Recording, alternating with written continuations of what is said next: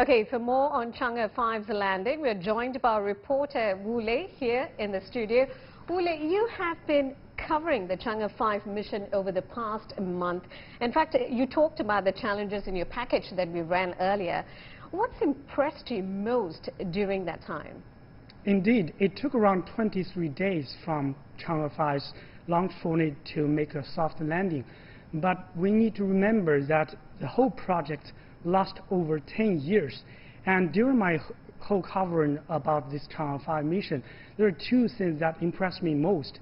One is the enthusiasm and professionalism of this group of young and space engineers and scientists.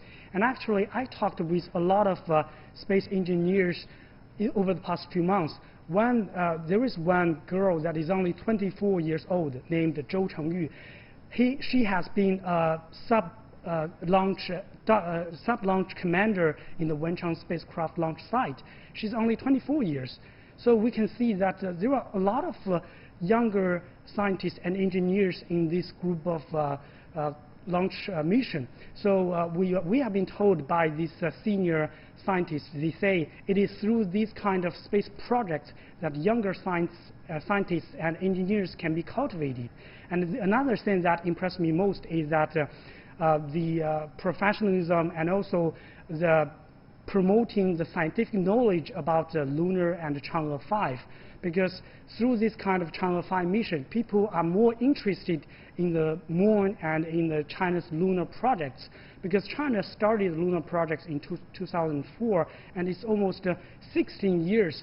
Then it's not only Chinese people who are becoming more interested in the Chinese lunar projects, also a lot of international organizations, international institutions, they are willing to cooperate with China's space agencies to enlarge the cooperation. Now, speaking of that, Wu Lei, tell us more about the global collaboration on the Chang'e 5 project. Exactly. Actually, global cooperation has been a major highlight for China's lunar projects.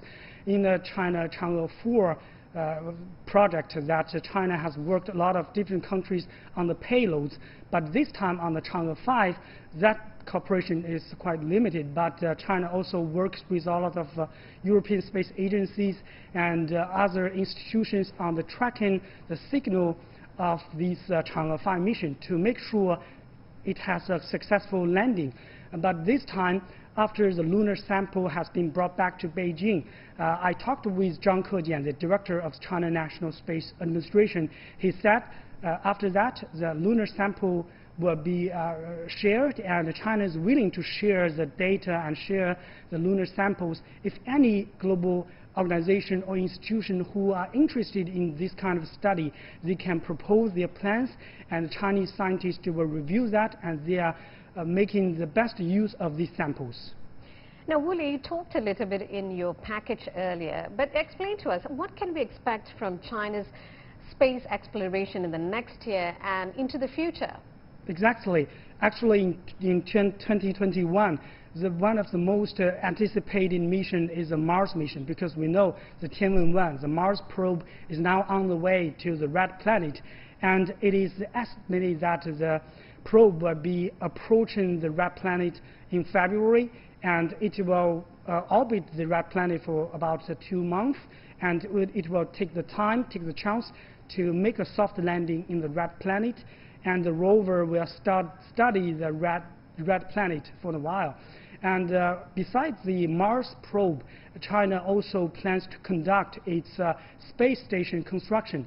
China plans to launch key components of its space station in 2021 and 2022, because China plans to build its own space station around 2022. So in the next 2 years, China will have a lot of manned space stations, and also to complete the construction of the manned space station. Actually, in this press conference this afternoon, I also heard that China will also conduct its lunar projects, Chang'e 6, Chang'e 7, and Chang'e 8. Because in these projects, China will build a scientific station on the moon, and also there are about more manned lunar missions. So there are a lot of expectations in this space sector. Indeed. Thank you, Wu Lei, for those updates. Lovely to have you in the studio with us. And Thank you that very was much. our reporter, Wu Lei, here in the studio with us.